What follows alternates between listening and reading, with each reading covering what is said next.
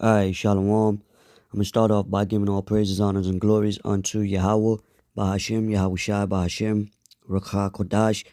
Double honors to the apostles and the elders and bishops that taught me this truth that rule well. Shalom to the elect that scattered through the four corners of the earth. My name is Kodash Payah. And in this lesson, man, you got articles that's surfacing right now, that's going viral off of the statement of that scientist. Basically speaking about, a breakthrough light experiment proves that the JC resurrection, right? So through a light, which we have the actual article here. This is the guy that made the claim.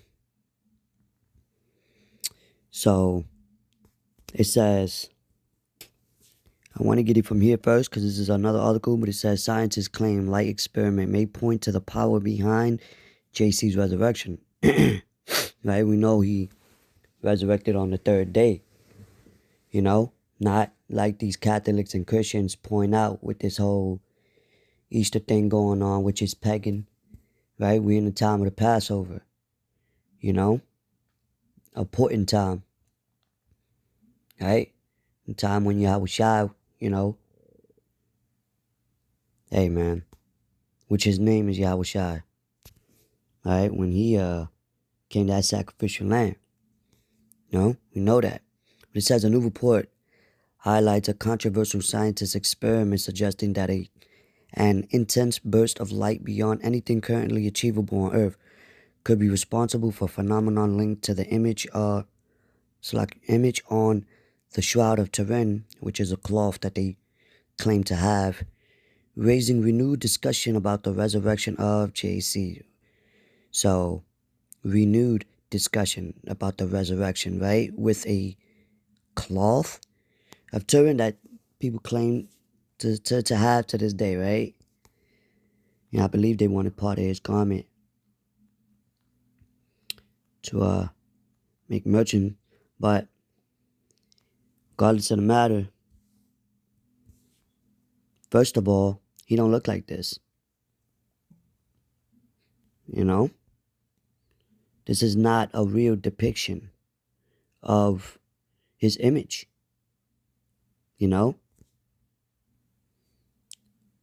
Matter of fact, we can easily get the book of Revelation, chapter 1. Matter of fact, alright, so we're going to get this precept real quick. This is the book of Revelation, chapter 1, verse 14. It says, matter of fact, let's start at 13. It says, and in the midst of the 7 candlesticks, one like unto the Son of Man, clothed with a garment down to the foot, and girt about the paps with the golden girdle, right, what he wore.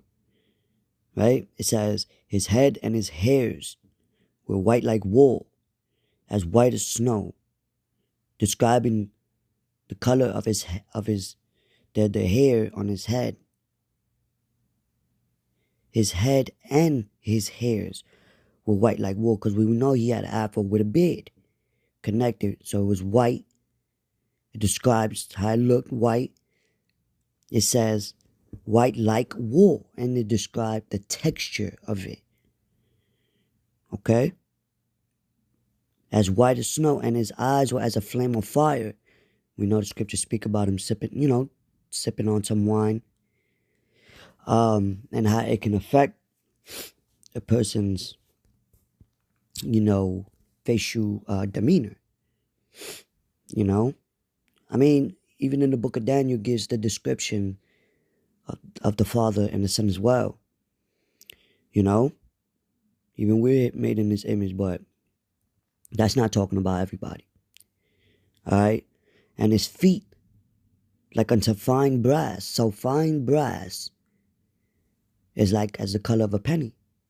We know brass. Brass could be, some brass is lighter than other brass. Right? But that's why it describes as if they burned in a furnace. So you get brass. It could be like a golden brownish gold. But if you put it in a furnace, it's going to get dark. We know that. It's been shown. I mean, come on, man. Then it's describing his feet. So if his feet is like that, his whole body's going to be like that. As dark as copper. You know, brass. As if they burned in a furnace, and his voice as the sound of many waters. These are things we have faith in. We read it. He was here. He walked in the flesh. We tell Christians, yeah, you know, he looked like this. They say, oh, it doesn't matter how he looked. It's spiritual. So why you have a false image of a light-skinned man with long hair, stringy? So now what? They're gonna persuade people through this. Why don't they go? Well, what about the time of 1492, or even before that, rather? Caesar Borgia. Even going back to that, with Serapis Christus. You know? Then there's talks with, you know, images appearing in the sky in these different countries of what they believe in, looking like and speaking what their God look like. Hey, the Lord warned us about these things. If they say low here, low there, don't believe it. You know? So, can't be deceived. Check this out. Jesus' death and resurrection is the best evidential fact established from late antiquity, and the evidence bears that out. I think the energy, this nuclear event that brought Jesus's physical body back to life, just blew the tomb door wide open. It turns out, when you look at it, the Shroud of Turin is scientific proof of the physical bodily resurrection of Jesus Christ. And I believe that based on the evidence in the 102 academic disciplines that have studied over 600,000 research hours in it. I believe that because I'm not irrational. So I went from skeptic to believing in it based on the science. And here's what I like to tell people. Bruno Barbaris is a mathematician, and Bruno says, Jeremiah, there is a 1 in 200 billion chance it is not the historical Jesus' death and resurrection. And it's going viral, you know. But hey, woe to them that the scripture say, woe to them that desire the day of the Lord. For what day is it for you? You know, because Yahweh Shai, he's coming back for vengeance, man. On top of that, salvation, you know, for the elect of the 12 tribes of Israel, 144,000. You know, the men, starting with the men, you got the women. You know, the children that consist of that elect, whomever the Lord, Yahweh sees fit. You know, but we know he don't look like that, man. Then, it was wild is, you look at an image here of these different heathens and who they worship, it look like them. But look at the bottom, look at Jake.